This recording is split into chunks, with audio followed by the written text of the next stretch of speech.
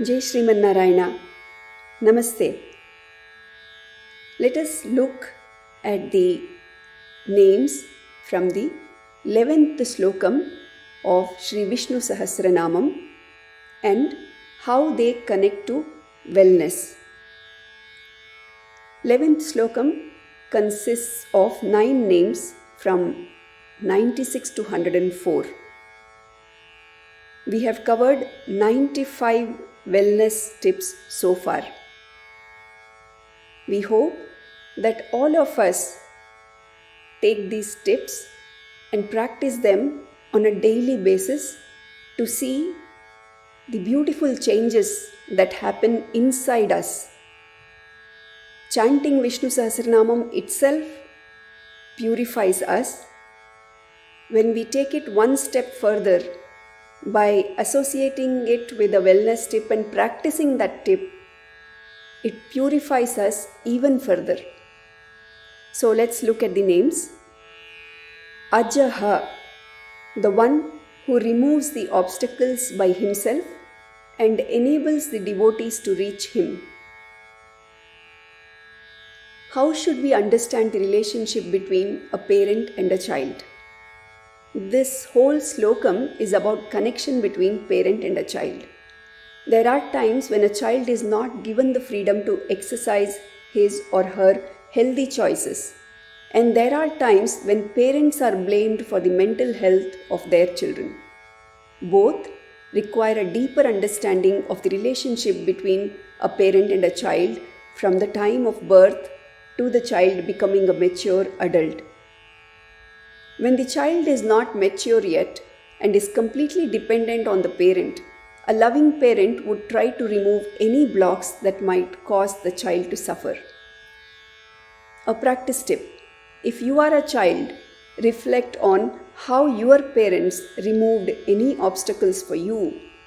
And if you are a parent, reflect on whether your child is experiencing any blocks that he or she wants your support in removing it.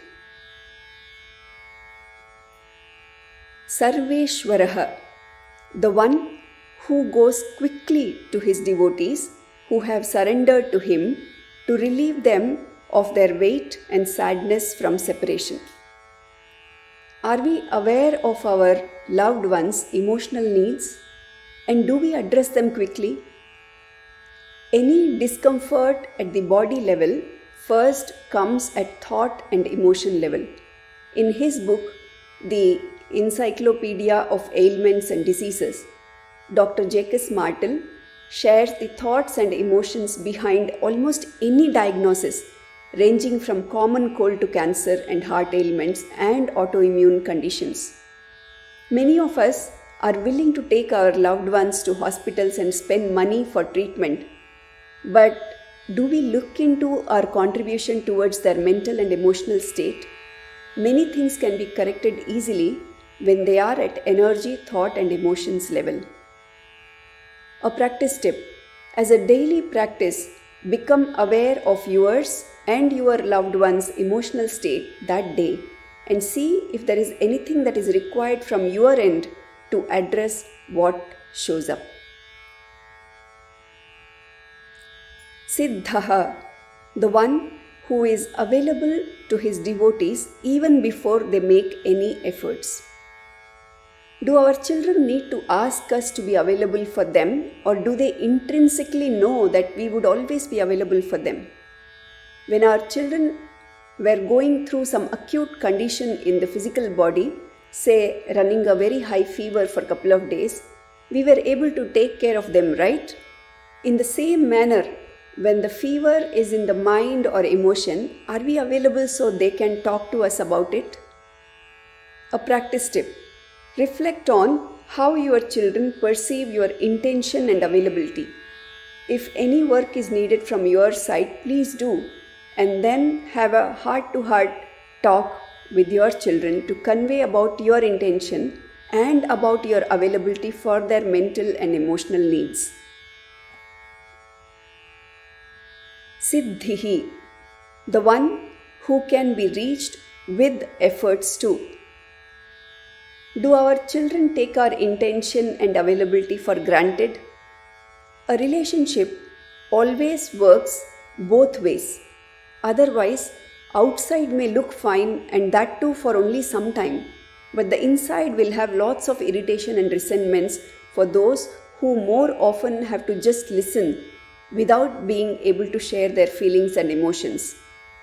In those cases where intention and love is taken for granted, it is again important to communicate and set boundaries so that the effort that needs to be taken from that side starts flowing again. A practice tip: reflect on your family dynamics and see how you and your loved ones actually feel about each other deeply. Do you understand them? Do you feel understood? Do you listen to them? Do they listen to you? This will show you areas for you to work on. sarvAdihi, the one who is the cause of all results, the high ones and the low ones. What all are the causes of our experience? When we say Srimannarayana is the cause of all results, what do we actually mean?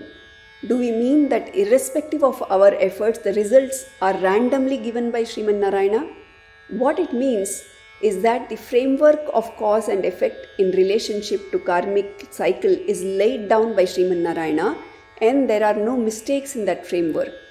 And we all with our karmas have to go through that framework, and the more we understand it and follow, the better our experiences will be.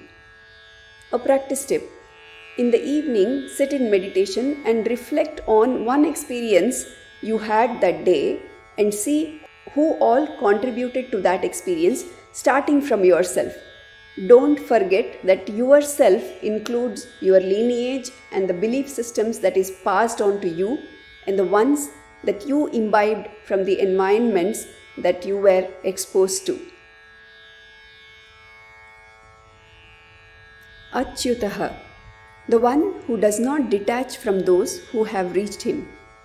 How strong is our relationship with our loved ones? Are we able to rely on each other for support not only during good times but especially during challenging times? Are we able to forgive each other? Are we able to make efforts to listen and understand? Even if the decision to detach internally or externally was made, was it done after raising our awareness and making efforts to communicate? A practice tip: make it a daily practice to connect to higher consciousness and see yourself never getting detached from that connection, irrespective of the detachments taking place with worldly relationships. vrushAkapihi, the one who took the avatar of the Dharma personified Varaha. What is environmental psychology? Becoming aware of our environment and our connection to it and thinking to improve that connection and reduce anything that may go against the health of the environment are all part of environmental psychology. Environment could be physical space, home, school, office, community, and so on, or it could be mental and emotional space. Lord Varaha restored Bhumi Devi. That is why we are talking about environmental psychology. A practice tip: reflect on all the environments that have shaped you and that you have contributed towards, and see if there is any area that needs any work from you. amEyAtmA, the one whose ability to bless the devotees cannot be measured.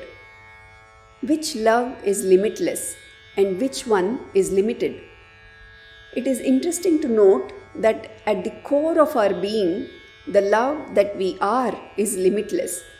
But when that has to manifest into worldly relationships, it feels like limited. For example, if someone is engaged in destructive behavior, the act of setting boundaries may feel like limitation, whereas when someone is engaged in constructive behavior, the act of encouragement feels like love. while both of them at the core happen out of love. At any time when we need to set boundaries, remember, we can still love from inside.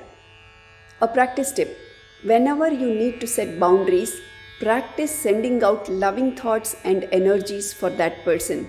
Sometimes that person could be you. sarvayOgavinihsrutaha, the one who can be reached easily with all means. Are we being guided during our transformation journey?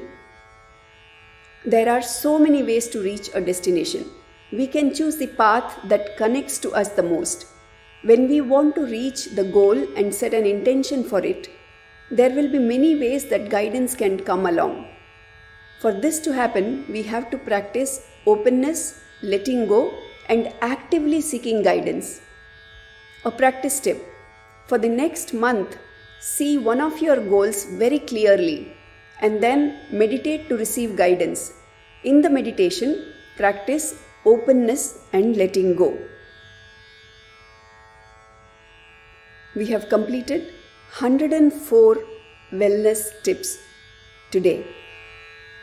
Let us practice together and uplift ourselves daily. Thank you.